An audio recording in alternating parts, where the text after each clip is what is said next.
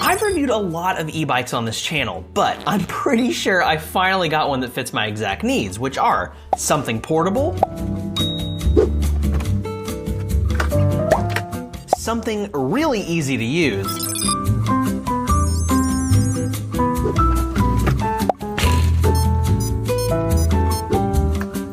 something for all terrains, and something that's fast enough to get me around, but not too fast to get me in trouble with the law.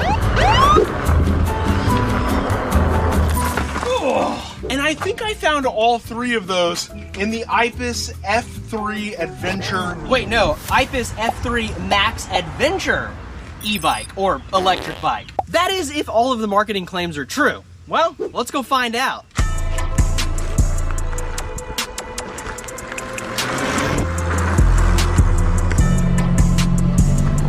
Woo.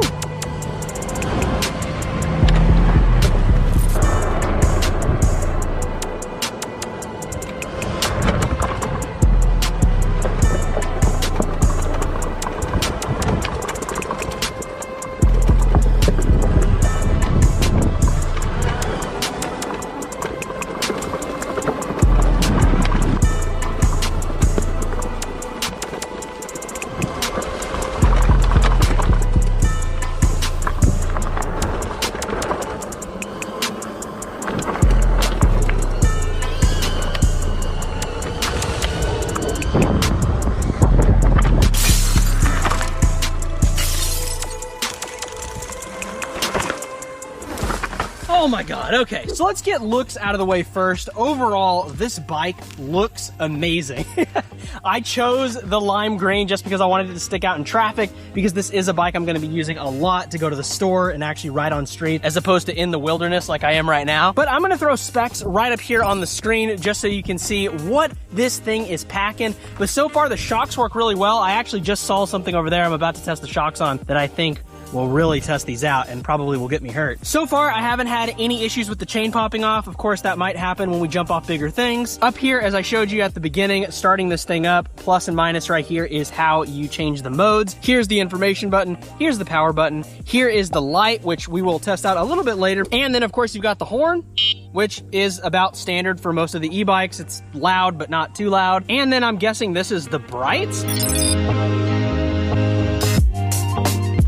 There's also turn signals, which is right here and right here. The brakes so far work extremely well, a lot better than the last few e-bikes that I've tested out here on the channel. The Shimano gears also seem to be working pretty well, as well as the derailleur down here. Going back to looks, the rims look so good. These same rims were actually on an e-bike that I recently did a review on, and I just love the look of these. Again, I don't know if this is like hard plastic or carbon fiber or what, but it held up really well on my other e-bike, and it just looks great on any e-bike. I also like that back here you do have a place for a little messenger bag if you wanted to put one on. One thing that I'm not a huge fan of is this seat. So far it is very squishy, which is good, but I usually like it pretty wide for my really wide butt. After the ride, we'll see if it actually holds up and if my butt hurts or not. Speaking of enough talking, let's get back to riding and let's test out these shocks on this weird brick thing up here. Actually, I'm gonna do this test without this because I'm imagining my skateboard is gonna hit me right in the back of the head.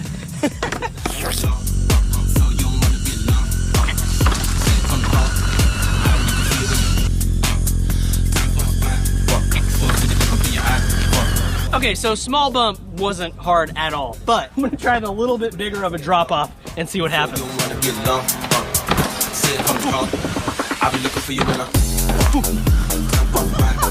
Okay, I guess we'll find out if we broke anything, but that was a pretty big straight drop. It's in the middle of my thigh, straight from cement to cement with a second drop. So far, the thing's holding up pretty good for adventures, if I didn't break anything. So my GoPro just turned off, which makes sense because it's currently 101 degrees outside here in Austin, Texas. But I also noticed this is a really cool skate spot too.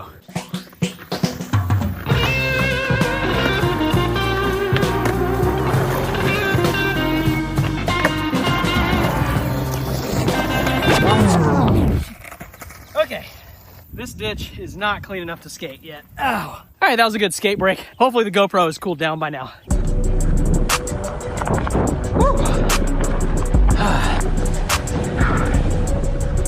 Now I am on the highest level for this e-bike as far as modes go, but man, this thing doesn't stop for anything. Let's get it up to its max speed.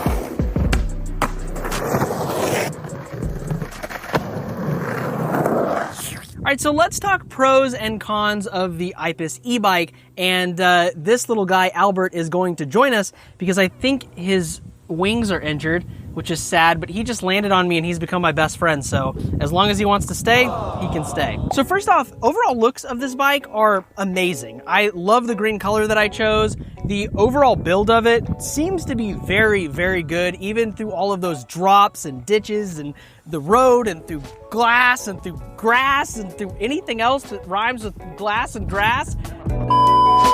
This bike is going to make it through it. So tough factor and look factor, this thing looks good. The tires are kind of thin. They're the kind of tires that come with most e-bikes that come from overseas or really here in America. They always give you kind of like stock tires, so you're gonna wanna replace those. The brakes work really, really well. It's not overly heavy, but it is an e-bike, so it does have some weight. So it does take a little bit of strength to get it into the car whenever you fold it. But otherwise, it folds amazingly and it's really compact and easy to travel with, which is like the whole point of this video. The shocks also work amazingly well. You saw me jump off that thing and I honestly thought that the whole thing was gonna break and it didn't, and I haven't seen any issues, which is surprising because sometimes I do tests with stuff just to test out shocks and I end up breaking the thing and I don't realize until like a couple hours after the review. But this thing I rode for probably about 3 hours and nothing's wrong with it that I can tell. This seat overall could be a little wider, although they did make it pretty cushiony, so that's good. It does feel good. The kickstand works good. I know that sounds funny to mention, but kickstands on these things sometimes don't. Uh-oh, the wind's about to blow my friend off my finger.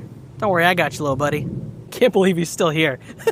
The metal rack on the back where you're supposed to put like a messenger bag or something, that is super handy. Not all e-bikes come with it, so I really like that this one does. And of course, that's great for if you're gonna go on an adventure. Honestly, everything about this bike is really easy to use. It was even easy to build. It took me about an hour and a half to build, but that's really because I was just going at my own pace. The thing was super easy to unpack and just overall put together. This is actually one of the first e-bikes I didn't have to use a manual to put together, which was pretty cool. So easy assembly. I also really like the feature of the folding pedals. I don't know, I don't have that many bad things to say about this bike, other than the fact that you might want to get a new seat and you definitely want to get new tires. But overall, the seat is super adjustable too. I'm 5'6", so I have it pretty much at the lowest setting, but if you were taller, you could put it up. Probably would fit somebody that's like 6'2", 6'3". Now I want to give a huge shout out to Aipas for sending me this e-bike and just letting me give my honest opinion on it and let me throw it through a skate park and off jumps and stuff to really see if it'll break or not. Let me know down in the comments if you own this bike or if you plan on getting one. I like mine. If you want to pick up your own,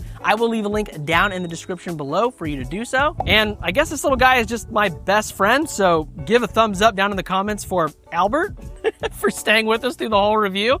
I'm Eric. This is Eric's Tech World, where tech and adventure meet. I'll see you guys in the next video. Peace out, nerds.